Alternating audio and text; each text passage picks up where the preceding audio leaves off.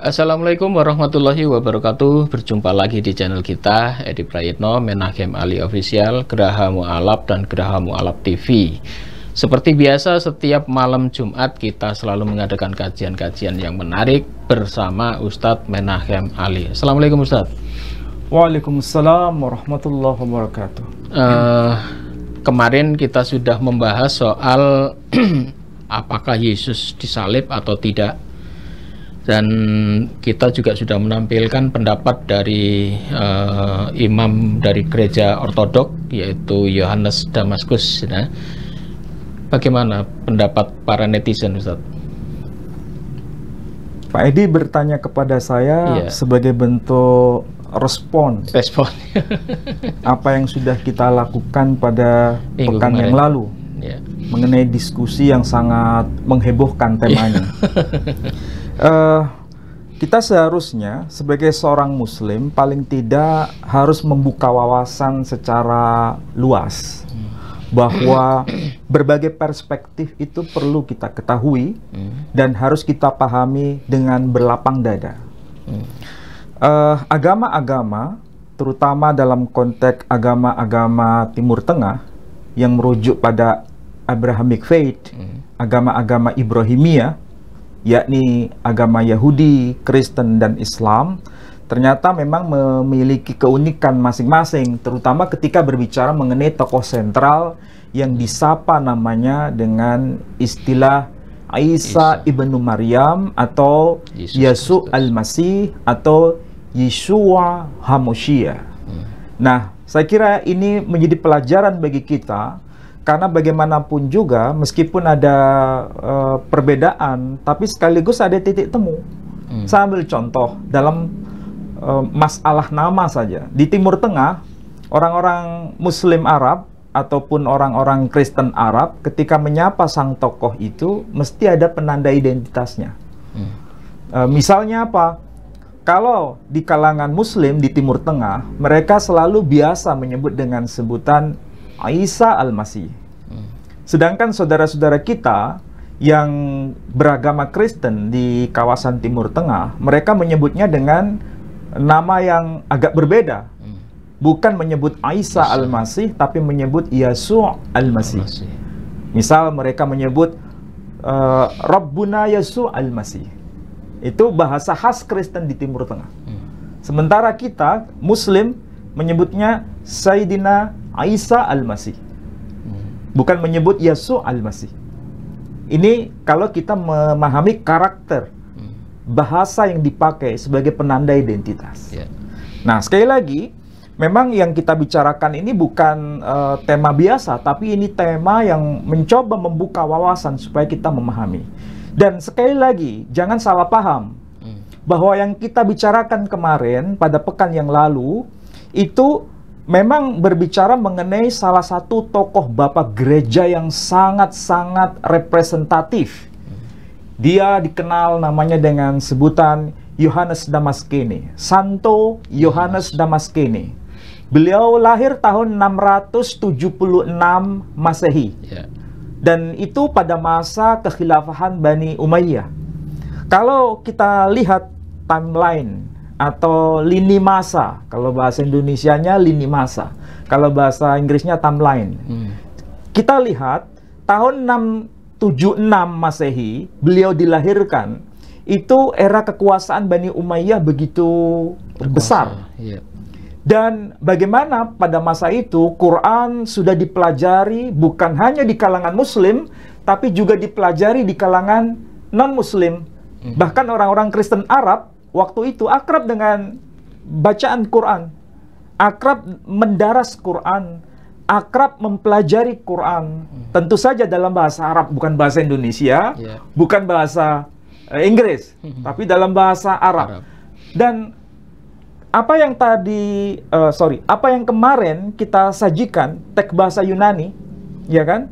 Ketika Yohanes Damaskene atau Santo Yohanes Damaskene menjelaskan bagaimana sebagai seorang Kristen, sebagai seorang Kristen Arab lebih khusus, ketika membaca teks Arab, beliau punya kesimpulan yang sama, bahwa yang dimaksud Quran itu adalah ada orang yang diserupakan. Nah, ini Karena itu kemarin, karena Yesus diserupakan, ini pendapat dari teman-teman Kristen heboh juga ya. Iya, karena memang begitulah apa yang dibaca oleh Santo Yohanes Damaskene sebagai seorang Arab Kristen ketika menulis teks yang disebut sebagai Ismailite, salah satu bidat. Jadi memang beliau menyebut berbagai macam bidat.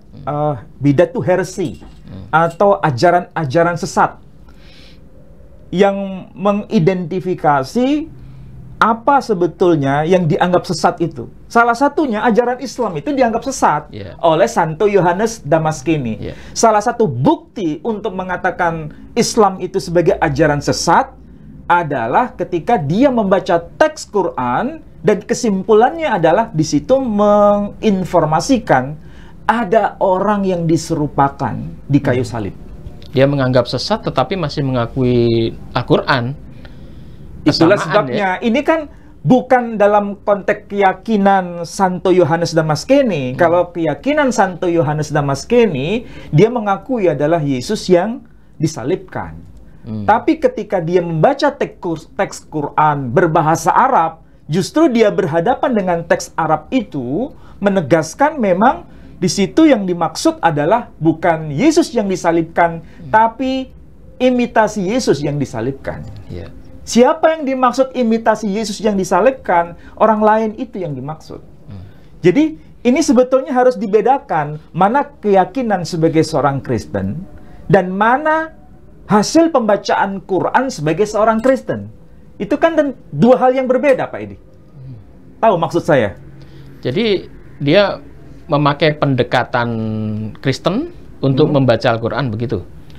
Bukan. Sebagai seorang Kristen, dia pasti dan memang pasti punya keyakinan bahwa yang disalibkan itu Yesus Kristus. Dan itu tidak mungkin kita ingkari, apalagi dia sebagai seorang bapak gereja generasi awal, dalam arti sebagai orang yang memiliki otoritas dalam menjabarkan kekristenan. Dan beliau salah satu tokoh gereja ortodok Yunani di masa itu, gereja Melkit istilahnya. Keyakinannya memang sama seperti kekristenan pada umumnya yang kita tahu sekarang, dan itulah keyakinan mayoritas.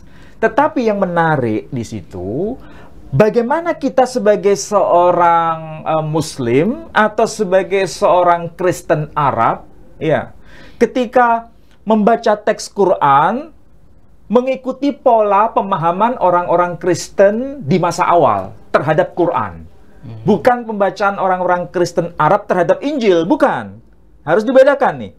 Jadi bagaimana pembacaan seorang Kristen pada masa itu terhadap Quran yang berbahasa Arab, dan itu bahasanya sendiri. Ternyata betul bahwa yang dimaksud oleh Quran menurut pembacaan Santo Yohanes Damaskene itu memang ada seseorang yang menggantikan. Ada sesuatu yang diserupakan, bukan Yesus sendiri. Dan itu hasil pembacaan terhadap Quran. Dan itu hasil pembacaan masa itu. Kemudian dituliskan dalam bukunya. Kemudian dituliskan dalam bukunya yang disebut The Heresy itu. Hertakah, bidat-bidat. Bahkan menyebut nama Mamat di situ ya. Bahkan menyebut nama tokohnya disebut Mamet. Dan saya kira itu menjadi pelajaran berharga bagi kita, baik itu Muslim maupun non-Muslim, untuk melihat bagaimana teks Quran itu dibaca oleh generasi awal, baik oleh orang Islam sendiri maupun oleh orang Kristen sendiri. Dan saya kira itu sesuatu yang penting. Kita tidak membahas bagaimana orang Muslim membaca Quran pada generasi sekarang. Tapi yang saya hadirkan adalah bagaimana orang-orang Muslim generasi awal dan orang-orang non-Muslim generasi awal membaca teks Quran. Hasilnya sama atau beda? Ternyata kemarin hasilnya sama. Bahwa itu yang dimaksud adalah orang yang diserupakan atau orang lain yang menggantikannya. Atau dengan kata lain, Santo Yohanes Damaskene itu akhirnya dia meyakini Al-Quran atau bagaimana? Oh, enggak. Sampai hari ini pun tidak ada berita bahwa Santo Yohanes Damaskene itu masuk Islam. Enggak, maksud saya untuk penyalipan ini. Dalam arti berarti apa? dia mempercayai apa yang ditulis di dalam Al-Quran. Dia tidak percaya dengan Quran, Pak Edi. Bahwa Yesus digantikan tadi? Dia tidak percaya dengan Quran, dalam arti mengingkari Quran, mengingkari Nabi Muhammad Sallallahu Alaihi Wasallam sebagai Rasul. Tidak percaya dengan Quran, tapi dia jujur ketika membaca teks Quran bahwa yang dimaksud oleh teks Quran bahasa Arab itu, karena dia orang Arab, bahwa yang dimaksud teks Quran itu adalah ada yang diserupakan. Dia sepakat itu? Ya memang begitulah Quran. Jadi itulah pembacaan jujur dari Santo Yohanes Damaskene. Itu bukan merefleksikan keyakinannya, bukan. Sikapnya ya, bukan. Dia membaca apa adanya teks Quran itu seperti apa. Dan ditulis di bukunya ya. Dan ditulis di bukunya. Itulah sebabnya dia mengatakan, Quran mengatakan bahwa yang disalibkan itu ada orang yang diserupakan. Ini adalah ajaran yang sesat. Sesat menurut siapa? Menurut dia sebagai seorang santo, sebagai seorang bapak gereja. Tetapi dia jujur ketika membaca teks Quran bahwa yang dimaksud teks Quran bahasa Arab itu sendiri adalah ada orang yang diserupakan, ada orang yang digantikan. Nah, ini harus clear, karena jangan sampai ada punya pemikiran Santo Yohanes Damaskene masuk Islam. Enggak. Saya tidak berkata begitu. Atau dengan kata lain, memang Al-Quran itu sudah tertulis seperti itu, bukan belakangan akhirnya. Memang begitulah yang dimaksud Quran oleh generasi awal. Baik itu Muslim maupun non-Muslim. Apalagi tahunnya masih 676. Itu kan masa yang sangat-sangat awal. Dan kematian Nabi Muhammad ya. Dengan kalau kita lihat Nabi Muhammad SAW, beliau meninggal tahun 632 Masehi. Kemudian kalau Santo Yohanes Damaskene itu lahir 676. Selisih 40 tahun. Berarti hanya sekian tahun jaraknya. Berarti itu pemahaman yang sangat dekat generasi ketika Islam awal itu muncul. Sebagaimana yang dimaksud oleh Quran. Jadi inilah yang seharusnya kita harus baca secara wajar, secara jujur, dan tidak memanipulasi data. Dan begitulah faktanya. Jadi pembacaan saya atau siapapun yang membaca tulisan Santo Yohanes Damaskene dalam bahasa Yunani ataupun yang sudah diterjemahkan dalam versi bahasa Arabnya, semua kesimpulannya satu. Karena apa? Teks yang kita baca sama, kesimpulannya sama, bahwa Santo Yohanes Damaskene ketika membaca teks Quran, bahwa yang dimaksud yang di kayu salib itu bukan Yesus, tapi yang diserupakan. Atau disebut bayang-bayang Yesus, bukan Yesus sendiri. Yesusnya terangkat ke langit kemarin. Yesusnya terangkat ke langit, dan beliau mengatakan sendiri, Yesusnya terangkat ke salib, ke langit. Yesusnya terangkat ke langit, bukan dia yang disalibkan. Itu tulisan Santo Yohanes Damaskene. Dia bicara begitu bukan mewakili keyakinannya sebagai Kristen. Dia membaca begitu, menulis begitu untuk menjadi bukti bahwa teks Quran itu keliru menurut perspektif beliau. Itu yang harus jelas, dan memang saya jelas sekali ketika menguraikan itu. Tetapi biasanya netizen itu seringkali tidak paham. Karena apa? Mendengar, melihat sepotong-sepotong, sehingga kesimpulannya jadi lain. Atau hanya melihat judulnya doang, tanpa melihat isinya. Kemudian marah-marah dan sebagainya. Nah, malam ini kita akan coba validasi lagi. Validasi lagi. Untuk membuktikan bagaimana yang dipahami oleh masyarakat Muslim dalam tuturan bahasa Ibrani.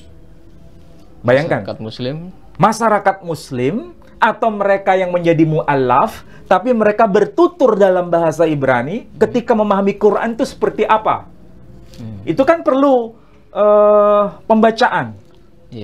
Kira-kira kalau ada Muslim kemudian dia bertutur dalam bahasa Ibrani, itu nyambung nggak, Pak Edi? Ada sesuatu yang aneh nggak? Kalau Muslim bertutur atau punya literatur atau membaca teks dalam bahasa Arab itu sudah biasa. Tapi ini Muslim bertutur, berkomunikasi, membaca teks dalam bahasa Ibrani, kemudian kalau ini dihadapkan kepada kita, kira-kira ada sesuatu yang ganjil nggak? Ya, apalagi itu dari Israel ya. Nah, itulah sebabnya malam ini saya bawakan dokumen ini Pak Edi. Ini adalah Al-Quran, tetapi bukan dalam bahasa aslinya versi bahasa Arab. Tapi ini Al-Quran dalam versi terjemahan bahasa Ibrani. Kalau kemarin, pekan yang lalu, saya bawakan Quran dalam versi terjemahan bahasa Yunani. Malam ini, saya bawakan Quran dalam versi terjemahan bahasa Ibrani. Seakan-akan kita dihadapkan pada sosok manusia yang hidup pada masa Nabi Musa. Iya, pakai bahasa Nabi Karena Musa. bahasa Ibrani yang beliau pakai. Ya kemarin kan? ada yang mengatakan tidak ada Al-Quran bahasa Ibrani katanya. Nah, ini kan fakta real, ini Quran bahasa Ibrani. Coba, siapapun bisa baca kan? Tidak perlu saya hanya berkata tanpa bukti. Ini buktinya bisa dilihat secara langsung. Apa yang tertulis di sini? Hak Quran belashon akhir. Ya kan? Apa makna dari hak Quran belashon akhir? Hak Quran, makna harfiahnya Al-Quran. Tidak ada makna lain. Siapa yang berani menerjemahkan ini bukan Quran? Dan di sini tertulis belashon akhir. Arti harfiahnya terjemahan lain. Lashon, lisan, itu arti harfiahnya bahasa. Belashon akhir maksudnya dalam bahasa yang lain. Targum Arabit, terjemahan bahasa dari bahasa Arabit, dari bahasa Arab. Kalau bahasa Ibraninya Ivrit, kalau Arabit Arab. Kalau Ivrit Ibrani. Oke?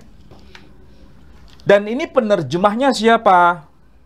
Di sini dikatakan Ali Ode. Namanya penerjemahnya Ali Ode. Siapa itu? Muslim, tapi bertutur dalam bahasa Ibrani. Jadi kesimpulannya, ada di antara kita Muslim ini yang bertutur dalam bahasa Ibrani, yang menerjemahkan Quran dalam bahasa Ibrani dalam perspektif Islam. Bagaimana Quran itu ketika menyatakan sesuatu, terutama berkaitan dengan ayat yang kita diskusikan pada pekan yang lalu, dan kita cross-check kembali dalam versi bahasa Ibraninya. Atau sebelum ini saya uraikan, Pak Edi bisa tampilkan Quran surah An-Nisa surah keempat ayat 157. An-Nisa? An-Nisa ayat 157.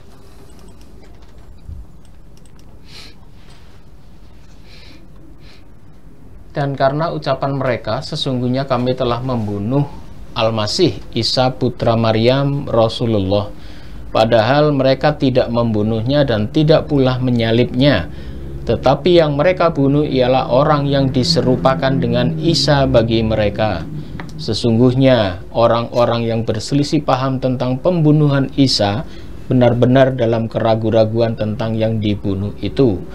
Mereka tidak mempunyai keyakinan tentang siapa yang dibunuh itu, kecuali mengikuti persangkaan belaka. Mereka tidak pula yakin bahwa yang mereka bunuh itu adalah Isa. Pak Edi, kalau melihat tulisan yang ada di layar ini, ada dua bahasa yang ditampilkan. Satu bahasa Arab, bahasa yang original teksnya, bahasa Arabnya. Dan yang kedua versi bahasa Indonesia. Terjemahan, yakni bahasa Indonesia. Kalau kita lihat yang versi bahasa terjemahan Indonesia, di situ ada frase yang tertulis, tetapi yang mereka bunuh ialah orang yang diserupakan dengan Isa bagi mereka.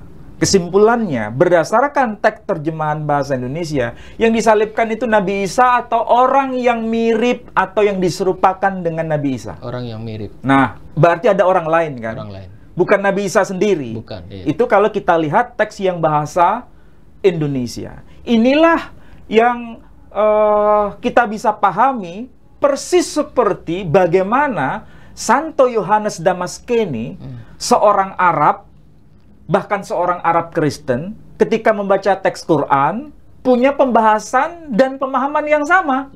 Bahwa yang dimaksud di ayat itu adalah ada orang yang diserupakan. Atau ada bayang-bayang Yesus. Bukan Yesus yang ori, tapi orang lain. Yang ori diangkat ke langit. Itu kemarin yang kita bisa ulang kembali di malam ini. Teks Quran yang versi bahasa Arab jelas di situ. Bismillahirrahmanirrahim. Wa qaulihim inna qatalnal masih Isa bin Maryam Rasulullah wa ma qataluhu wa ma salabuhu walakin syubbiha lahum. Itu teks Arabnya. Nah, sekarang coba kita perhatikan yang teks versi bahasa Ibrani. Bagaimana orang-orang yang bertutur dalam bahasa Ibrani ketika membaca teks Quran. Apakah kesimpulannya sama persis seperti apa yang telah dikatakan oleh Santo Yohanes Damaskene? Nah, coba kita lihat di teks ini. Ini adalah teks Quran, ya. Tapi tidak ada bahasa Arabnya sama sekali. Semua tulisannya Ibrani. Ya. Sedangkan yang saya bawa ini adalah teks yang lain. Sama-sama bahasa Ibrani kan? Tapi ini Quran.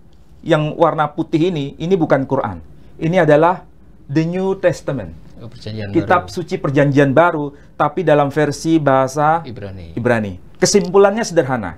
Ada Quran dalam terjemahan bahasa Ibrani, ada kitab perjanjian baru dalam terjemahan bahasa Ibrani. Oke, sama-sama bahasa Ibrani.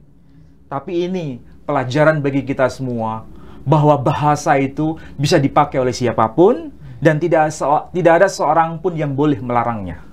Oke, Quran terjemahan Ibrani boleh, perjanjian baru dalam terjemahan Ibrani juga boleh. Padahal terjemahan bahasa Ibrani perjanjian baru itu yang ori bahasa Yunani kan? Oke. Nah, sekarang kita lihat di sini. Di sini ada teks. Pak Edi bisa lihat? Pak Edi bisa baca ini? Bisa. Coba perhatikan ya, atau nanti di cross check di situ. Perhatikan ini, kalau kita ngerti bahasa Arab, paling tidak di sini akan tahu kata-kata kunci yang dipakai. Oke? Di sini dikatakan wa'al amram anu qatalnu Hamoshiyah Yesu ben Miriam. Itu kalau dibaca. Wa'al amram, kalau bahasa bahasa bentuk tunggalnya, dia berkata Yomer. Kalau aku berkata Amar. Kalau mereka berkata Amram. Jadi mereka berkata, maksudnya itu ya bukan satu orang dua orang, tapi banyak orang. Wa'al amram, dan atas perkataan mereka, wal amram, dan atas perkataan mereka, anu qatalnu, kami telah membunuh Hamoshiyah, membunuh Hamoshiyah. Kalau bahasa Arabnya Isa Al-Masih. Bahasa Ibraninya Hamoshiyah. Jadi anu qatalnu Hamoshiyah, kami sesungguhnya telah membunuh Hamoshiyah. Kemudian di sini dikatakan nama. Siapa itu? Yesu ben Miriam. Yesu. Jadi dalam bahasa Ibrani tidak disebut nama Isa di sini, Pak Edi. Yesu. Tapi disebut Yesu. Yesu. Saya coba cross check data yang tertulis di dalam kitab Talmud. Kitab Talmud itu adalah kitab yang dianggap otoritatif di kalangan kaum Yahudi. Orang Yahudi itu kan dua yang dipakai. Taurat. Satu Taurat, yang kedua Talmud. Jadi sejak kecil anak-anak Yahudi itu diajarkan Talmud. Baru kemudian setelah diajarkan Talmud, baru Taurat secara komprehensif. Tapi yang paling dasar adalah Talmud. Dan itu biasa. Sama seperti tradisi Islam. Tradisi Islam itu kan tidak mungkin anak kecil diajarkan membahas tafsir Quran. Tidak. Tapi yang diajarkan adalah syariat. Cara berwudu, cara sholat, cara puasa. Itu diambil dari kitab-kitab fikih, kitab-kitab hadis. Ya kan? Bukan langsung tafsir Quran kan? Begitu juga orang Yahudi sama. Bagaimana cara bertefilah? Bertefilah itu sembahyang. Bagaimana cara mencuci tangan? Itu diajarkan lebih awal. Dan itu bagian dari tradisi Timur Tengah, tradisi Semitik. Oke? Kembali ke sini. Di sini dikatakan Anu ketalno et Hamoshia Yeshu ben Miriam. Di sini disebutkan nama Yeshu. Ternyata istilah Yeshu itu termaktub dalam kitab Talmud. Memang di dalam kitab Talmud, orang yang disalibkan itu, yang ditolak sebagai Mesias, itu namanya disebut Yeshu. Makanya dalam kitab Talmud disebut Yeshu Hatalui. Yesus yang disalibkan. Itu keyakinan orang-orang Yahudi. Dan Quran, terjemahan bahasa Ibrani, sangat detail ketika menggunakan istilah kunci, yakni kata Yeshu. Jadi yang dimunculkan nama Yeshu, persis seperti yang tertulis dalam kitab Talmud. Dan kitab Talmud tadi memang menyebutkan tokoh ini sebagai putra dari Pantera, sebagai putra dari Hastada.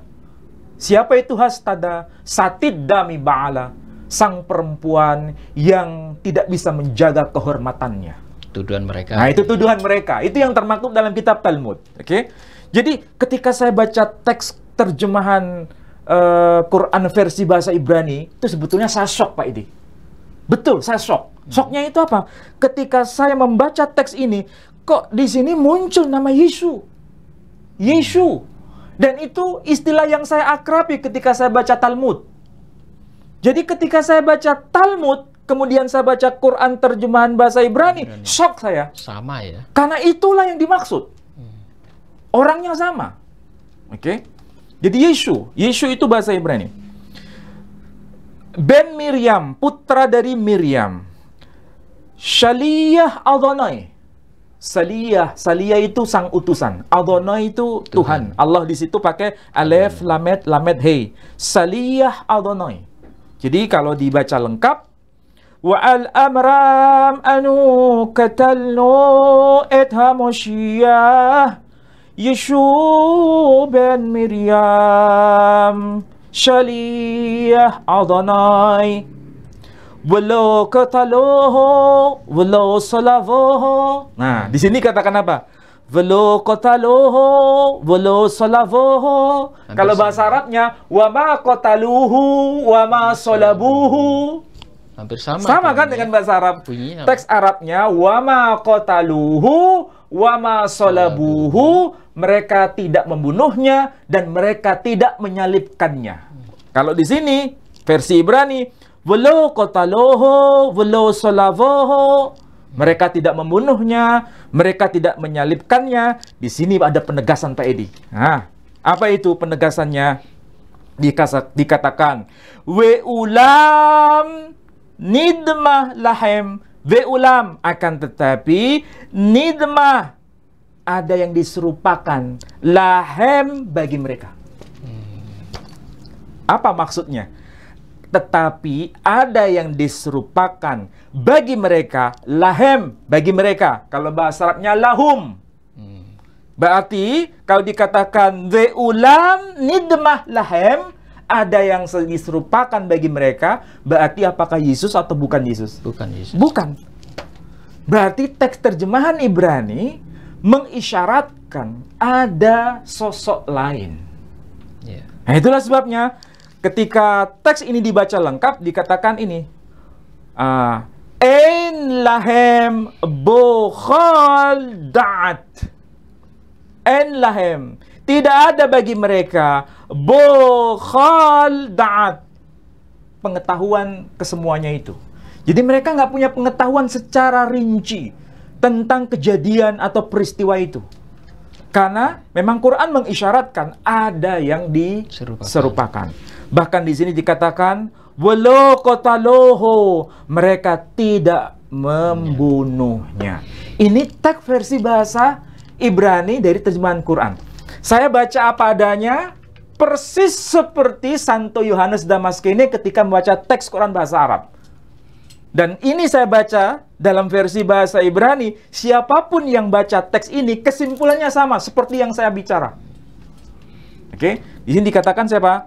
Yeshu HaMosia. Kita bandingkan dengan teks Kitab Perjanjian Baru.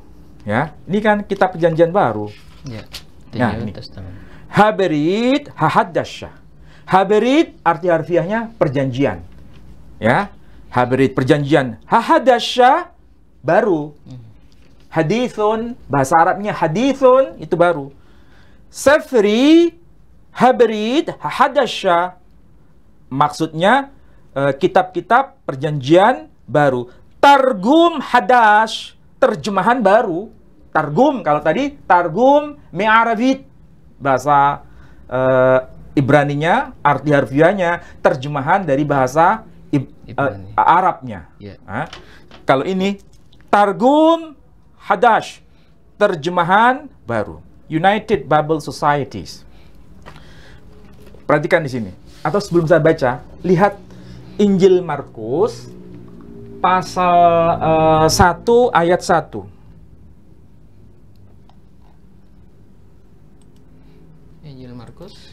Injil Markus pasal 1 ayat 1. Inilah permulaan Injil tentang Yesus Kristus anak Allah. Nah, coba ulangi lagi Pak Edi. Inilah permulaan Injil tentang Yesus Kristus anak Allah.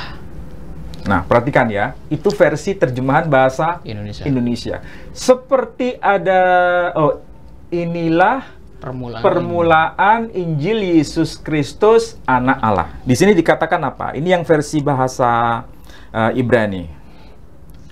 Tehillat Besharat Yeshua HaMoshiyah ben Elohim. Yeshua. Saya ulangi lagi. Tehillat Besharat Yeshua HaMoshiyah ben Elohim. Kalau di sini dikatakan nama Yeshua HaMoshiyah. Yeshua di sini pakai huruf ain. Kalau tadi hanya disebut Yeshu. Kalau di sini disebut Yeshua. Memang ada varian cara menyebut sang tokoh ini. Ada disebut Yeshu, itu versi Talmud. Ada disebut Yeshua, ada disebut Yeshu. Jadi ada 3 varian. Saya ulangi lagi ya, variannya itu. Cara mengucapkan sang tokoh ini. Pertama ada yang disebut Yeshu, itu versi Talmud. Ada yang disebut Yeshua, ada yang disebut Yeshua. Tapi tidak Yesus ya? Bukan Yesus. Kalau Yesus itu bahasa Indonesia. Oke, di sini dikatakan Yeshua HaMoshiyah. Sama seperti Quran terjemahan bahasa Ibrani disebut HaMoshiyah. Bahasa Arabnya Al-Masih. Jadi kalau begitu, tokoh yang dimaksud itu orangnya sama atau beda? Sama ya. Sama. Ini soal bahasa itu tidak bisa dibeda-bedakan. Ya, Yesus tapi lebih dekat Isa di Arab ya. Iya. Kalau di tradisi Kristen Arab menyebutnya Yeshua. Yeshua Al-Masih. Kalau Ibraninya Yeshua HaMoshiyah ben Elohim. Jadi kalau begitu, ini menjadi pelajaran bagi kita semua, baik itu yang Muslim maupun yang non-Muslim. Biarkan yang beda keyakinan, nggak perlu harus disama-samakan. Sedangkan yang sama nggak perlu dibuat beda. Memang betul keyakinan Muslim dengan keyakinan Kristen pada umumnya yang sekarang itu memang ada perbedaan mengenai siapa yang disalibkan itu. Bagi yang Muslim punya keyakinan yang disalibkan itu adalah orang yang diserupakan seperti Yesus. Kalau kemarin kita sudah sempat singgung bahwasanya Yesus yang diserupakan itu juga ditulis di dalam Injil Apokrif. Itu Injil apa ya? Nah, coba tampilkan Pak Edi. Coba tampilkan. Yang mana itu? Ada yang versi bahasa Inggris yang sudah diterjemahkan ya, yang warna kuning. Oh, kemarin ya.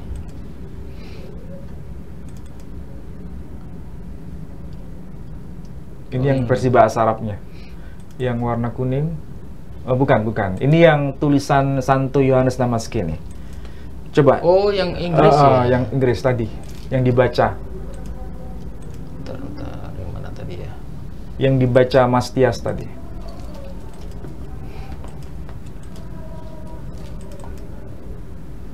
Nah, coba diperbesar Pak Edi. Perhatikan yang atas ya, di atas, paling atas. Oke, stop. Pada halaman 481, ini versi terjemahan bahasa Inggris yang sudah masif dibaca banyak orang. Tapi ada juga yang versi bahasa Indonesia sudah diterjemahkan oleh penerbit di Indonesia. Apa? Ini yang disebut sebagai The Gospel of Barnabas atau Injil Barnabas, ya, yang sampai hari ini masih dapat kita akses. Baik itu versi bahasa Itali atau versi bahasa Spanyol, atau versi bahasa Inggris, atau versi bahasa Arab, atau versi bahasa Indonesia, atau versi bahasa Urdu. Kebetulan semua itu saya punya, Pak Edi. Untuk menjadi bukti bahwa terjadi pembacaan secara masif dari berbagai bangsa mengenai The Gospel of Barnabas. Injil Barnabas. Ya. Dan ini salah satu bukti bahwa ini sudah tersebar secara masif di Eropa. Karena basisnya penutur bahasa Inggris. Di situ ada tulisan besar, Judas crucified. Yudas yang disalibkan. Oh, langsung jelas kan? Langsung judulnya ya? Iya, judulnya di situ. Jadi crucified, Yudas yang disalibkan. Perhatikan tuh kalau terjemahannya ini. Judas truly did nothing else but cry out, God, why has you forsaken me? Apa maksudnya? Yudas tidak bisa melakukan apapun kecuali dia hanya berteriak, God, why has you forsaken me? Tuhan, mengapa engkau meninggalkan aku? Jadi ini adalah kata-kata yang diucapkan oleh Yudas saat dia di kayu salib menurut The Gospel of Judas. Barnabas. Yeah. Ini berbeda dengan gospel yang sekarang. Ini memang apokrif. Itulah sebabnya kalau kita lihat ya bahwa yang disalibkan itu adalah Yudas, memang betul di situ teksnya berbunyi demikian. Lihat yang yang ada garis-garis ini kan. Dikatakan for that at that time he should be taken away from the world. Ini maksudnya dia yang ori, Yesus itu, malah dia yang diangkat ke langit. Jadi yang fotokopinya, yakni Yudas disalibkan, sedangkan yang ori, Yesus sendiri, dia diangkat ke langit. Ini penjelasan yang termaktub di dalam Injil Barnabas. Memang kita harus mengakui dan memang kita harus mengatakan bahwa ini adalah Injil apokrif. Kalau ada yang berkata, oh berarti Quran itu menjiplak Injil apokrif, amin. Gitu ya. Saya katakan amin. Artinya apa? Saya tidak menutup-nutupi itu. Pak ini tegang sekali kan? Tapi maksudnya amin gimana dulu ini? Kalau Al-Quran maksudnya itu begini Pak Edi. Iya. Kalau ada teks Quran, ya sama dengan The Gospel of Barnabas. Karena yang dikatakan ada yang diserupakan, yang disalibkan itu bukan Yesus sendiri. Yeah. Dan itu ternyata sama persis seperti yang tertulis dalam Al-Quran. Jadi Injil apokrif ini, Injil Barnabas, memang dikategorikan Injil apokrif oleh Bapak Gereja. Betul. Iya, memang iya. Disebut The Gospel of Barnabas, bahkan bukan hanya itu, termasuk The Gospel of James, Injil Yakobus itu juga disebut sebagai Injil apokrif. Jadi bukan hanya Injil Barnabas yang apokrif, termasuk Injil Yakobus juga apokrif. Tapi masalahnya, kalau disebut apokrif, apakah itu sesuatu yang nista? Iya, karena pemilihan itu juga manusia yang menentukan kemarin itu ya. Karena begini, pilihan yang 4 itu ya. Kalau ada teks apokrif, atau lebih tepatnya Injil apokrif, sama dengan teks Quran, kenapa itu menjadi masalah? Bukankah teks yang apokrif, kitab Henoh, itu kan kitab apokrif. Ya kan? Bagi kaum Kristiani mayoritas. Tapi bisa masuk dalam kitab Perjanjian Baru. Apakah itu sesuatu yang nista? Iya. Ternyata dikutip juga. Ternyata ada juga dalam kitab Perjanjian Baru. Kitab Henoh. Iya. Itu kan teks apokrif. Iya. Sama dengan Injil Barnabas, teks apokrif. Ada di dalam Quran. Ada juga teks apokrif di dalam kitab Perjanjian Baru. Apakah itu sesuatu yang nista? Iya. Berarti sesuatu itu harus jujur. Kalau dikatakan teks apokrif itu sesuatu yang nista ada di dalam Quran, mengapa kita tidak mengatakan kitab Henoh yang apokrif ada di dalam kitab Perjanjian Baru? Kita tidak mengatakan hal yang sama. Iya, iya. Berarti intinya karena apokrif ini kan, apokrif itu perspektif. iya, karena terbitnya kan lebih dulu ada sebelum Al-Quran ada. Iya. Nah, kemudian Allah mengulangi lagi dengan mewahyukan ini ke Nabi Muhammad bahwasanya pernah terjadi seperti itu. Nah, kalau orang Kristen hanya melihat kejadian itu dari kitab kanon saja, oh ini tidak ada di kanon, ditolak. Oh, Al-Quranmu yang salah. Ternyata di kitab kanon, di apokrif ada. Gak usah jauh-jauh. Ini seperti itu ya. Kita coba bicara jujur ya. Memang itu menyakitkan kita sebagai Muslim. Kalau ada yang berkata begini, coba lihat itu kitabmu, kitab Al-Quran. Banyak itu teks-teks apokrif. Itu teks-teks palsu. Seperti Yesus. Ada di dalam Quran. Seperti Yesus menciptakan burung. Yesus menciptakan burung dari tanah liat. Itu Injil apokrif. Iya. Ya kan? Itu menyakitkan kita sebetulnya. Soalnya dilihat hanya 4 Injil saja. Iya. Tapi sebetulnya sebagai Muslim tidak perlu sakit hati, tidak perlu merasa marah. Karena di apokrif ada. Karena memang itu ya apokrif. Iya kan, apokrif. Tapi masalahnya kalau apokrif ada di dalam Al-Quran, katanya apokrif itu palsu. Tapi di dalam Perjanjian Baru, kitab Perjanjian Baru, ada kitab Henoh. Kitab Henoh itu kan apokrif. Kalau kitab Henoh itu apokrif, berarti kan itu kitab palsu. Tapi kenapa ada di dalam kitab Perjanjian Baru? Dikutip juga. Dikutip juga di dalam kitab Perjanjian Baru. Kenapa kita tidak bicara itu apa adanya? Ya kan? Yang lebih harus diketahui lagi. Kitab Makabe 1, Kitab Makabe 2, Kitab Makabe 3, Kitab Yudit. Itu kan semua dianggap apokrif oleh saudara kita kaum Kristen Protestan. Sama Katolik. Apa arti apokrif? Palsu kan? Tapi orang-orang Katolik tidak mengatakan itu apokrif. Dimasukkan di dalam bagian kitab Perjanjian Lama, dan itu kanon, dan itu wahyu. Nah, masalahnya, berani nggak saudara kita kaum Kristen Protestan mengatakan itu kitab-kitab apokrif ada di dalam kitabnya orang-orang Katolik? Apa ada yang berani begitu? Nggak berani. Iya kan? Jadi, jangan terburu nafsu untuk mengatakan Quran penuh kitab-kitab apokrif. Karena itu, ketika tangan ini disodorkan ke depan, sebetulnya dia menunjuk dari dirinya sendiri. Baiklah, saudaraku sekalian ya. Pak Ali saking semangatnya. Jadi gini ya, intinya kitab suci yang ada di dalam Kristen itu ya, terutama dari Perjanjian Baru, itu sebetulnya banyak, kitabnya banyak, ada 70 lebih ya. Ada 70 lebih, tetapi hanya dipilih 4 saja. Nah, seperti kisah Yesus menciptakan burung dari tanah liat yang ditulis di dalam Al-Quran, itu sering diingkari oleh mereka karena tidak tertulis di 4 kitab kanon, tetapi tertulis di kitab-kitab yang lain. Ingat ya saudara-saudara sekalian, dari sekian banyak kitab itu hanya ditentukan 4, itu pun hanya didasarkan dari konsili. Konsili itu siapa? Itu konsili itu adalah sebuah rapat, muktamar. Mereka berkumpul, kitab-kitab itu ditentukan mana yang kanon, mana yang tidak. Jadi yang menentukan ini semua manusia.